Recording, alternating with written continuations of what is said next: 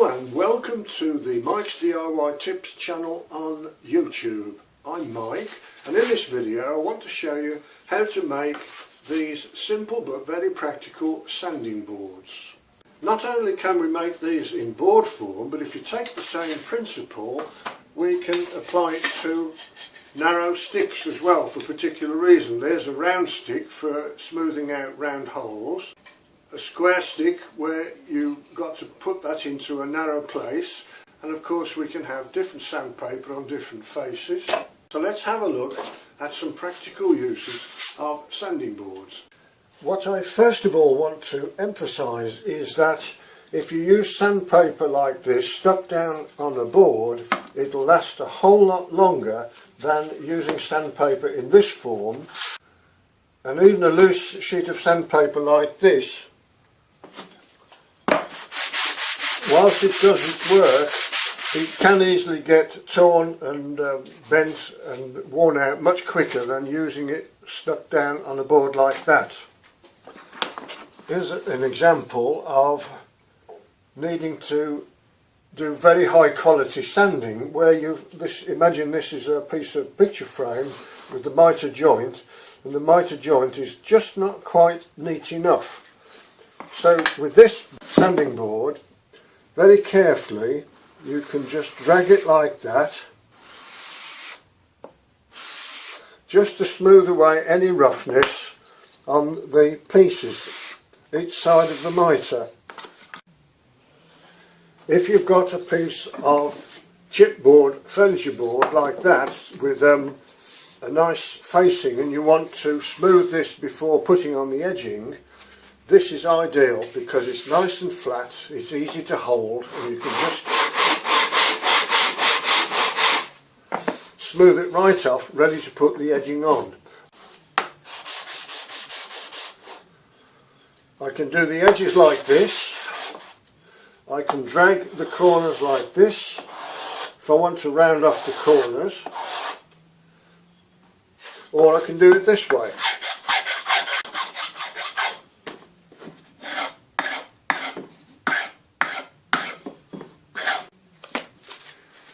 Another advantage of using a big board like that compared with that is you've got a much bigger surface area compared with that, and so you're doing more work with each stroke.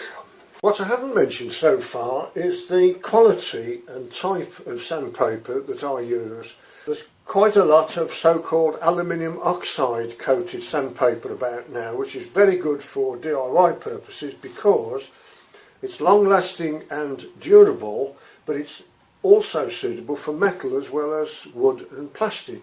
So for example, if you've got a bathroom fitting like this and you found that the bottom face was a bit rough from the manufacturing process, you could just apply it to some aluminium oxide sandpaper like that and it will smooth it down for you.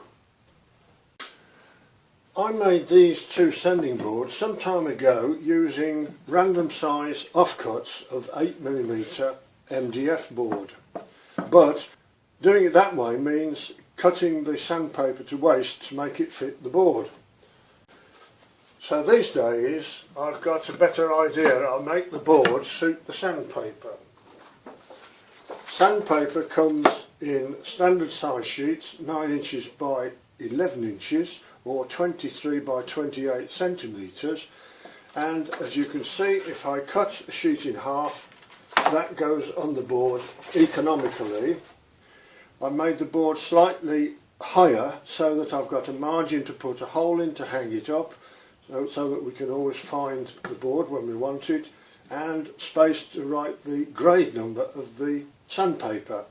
I recommend using aluminium oxide sandpaper, which comes in grade numbers from about 40 to 240, suitable for DIY work. The bigger the number, the finer the grade, so coarse grade starts at about 40. Sandpaper also comes in roll form, which I find is a more economical way of buying the quantity I want in the grade that I want. The width of the roll is the same as a half sheet of sandpaper, and you can buy it as long as you want. So if you want an extra long sanding board, just buy the sandpaper off the roll. Now we can develop this idea even further. It makes sense to have more than one sanding board, because if you have 2 or maybe 3, you can have different grades on each side. But as you saw me demonstrating earlier, to use a sanding board you need to use the one hand to hold it in place while the other hand works the piece of wood that you're sanding. What about if we could have 2 hands free? Well, with this idea you can. If you get a bit of spare board with some strips of MDF carefully fixed like that, and you make all of your sanding boards the same size, you have now got 2 hands to do the work, and this won't skid because this board here is screwed to the bench. If you don't want to screw it, you can probably clamp it. So the big question is now, how do we stick the sandpaper onto the board and make it stay there through extensive use of the boards? It's a very simple, straightforward process using a spray adhesive, but you do need a clean operation. You've got to be absolutely free of dust. The trick is to spray the back of the sandpaper, not the board, and the board is made slightly narrower than the size of sandpaper that you're going to cut, because then it's easier to position the sandpaper onto the board, knowing that you've got a spare margin on each side which you can then trim off with a knife. So I'll just demonstrate that now. So my plan is, on this new blank board, is to put a 60 grade and a 120 grade on, so that then I've got a range from 60 right up to 240. My 120 grade is off the roll and it's too curly to handle well, so we need to straighten it out. And a can like that is ideal. So carefully coax it round the can without kinking the sandpaper. We don't want any bends or kinks. So when it's rolled up like that, put an elastic band round it or something, put it on one side for a few minutes. So now we've got a flat piece of sandpaper. So on the back I've marked it at 11 inches to match the height of my other board. Where I want to cut it, a steel straight edge and a sharp handy knife. Probably a couple of passes with the knife. And notice I'm cutting from the back of the sandpaper. Don't attempt to cut it from the front. And so now we've got a piece of sandpaper to the size we want. The board is cut slightly narrower than the sandpaper, so that there's an overhang each side of the sandpaper, which means that we don't have to be fussy so much trying to line it up. So now we're nearly ready to apply the adhesive to the back of the sandpaper and stick it onto the board. Always put the adhesive on the sandpaper and not the board. Yes, you can do it on the board, but you'll get an overspray onto the edges which will stay tacky for a long time and be a real nuisance. The adhesive is the sort used in handicrafts for mounting artwork and photographs. You get it from a stationer's shop, a hobby shop and even a photo shop. It's important to read the instructions of the adhesive, because if you've had a can of this on the shelf for some time, when you go to spray it, the nozzle could spit and splutter and squirt blobs of adhesive onto the back of the sandpaper, which you don't want. You want a nice even coating. So read the instructions, and after use as well, the instructions usually tell you to invert the can and squirt it 2 or 3 times to clear the nozzle from adhesive. One more thing you need before you start spraying the adhesive. You need a piece of thin cardboard like that. A side of a cereal packet would do, and the reason is that once the sandpaper is stuck on the board, we need to smooth it down like this with a piece of wood like that. So we press very hard like that to get out all of the air bubbles and to press the sandpaper down hard onto the board. One more thing to do before you start spraying the sandpaper.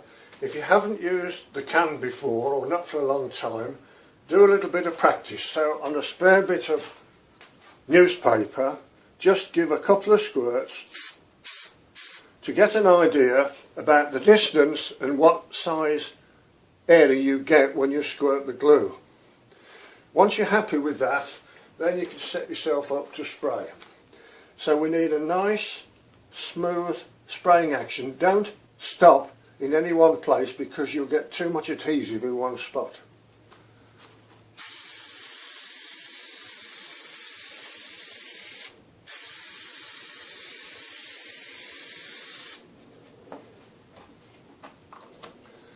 You'll notice I went over it twice. That's because this is quite strong paper. It's not like a bit of flimsy art paper. It's quite strong, tough paper, and we really want it to stick down permanently onto the board. Now I've got to leave that now for, I'm in a cold atmosphere, so I'm going to have to leave that for about 60 seconds before it will go suitably tacky to stick down. Don't stick it down before it's tacky because it can move and curl off again. Okay, time's up and it's nice and tacky now if you watch this. So it's sticking to my fingers, so turn it over and carefully position it on the board. So I've got a little bit of overhang at the bottom and on the two sides. So as I explained, we need to do this now. Press down really hard, and that sharp edge really puts some pressure. When we do the edges, I can feel the edges just down there. Tilt the block like that to make sure that the edge is really stuck. And the same here, and the same here. Now do it the other way. What we're doing as well is getting rid of any possible air bubbles that might be still under there. Out to the sides like that.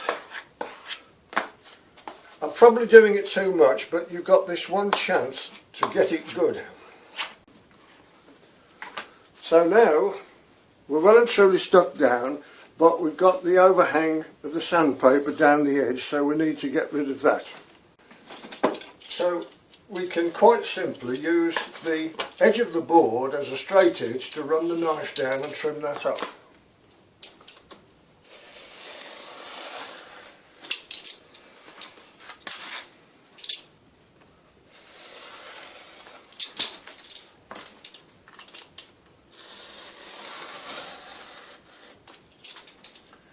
So there's our finished board, ready to use. And then we can do the same on the other side with a different grade. So there you are then, that was how to make your own sanding boards. I hope that was useful to you and you'll be tempted to make some of your own. I can assure you they do last a long time if looked after.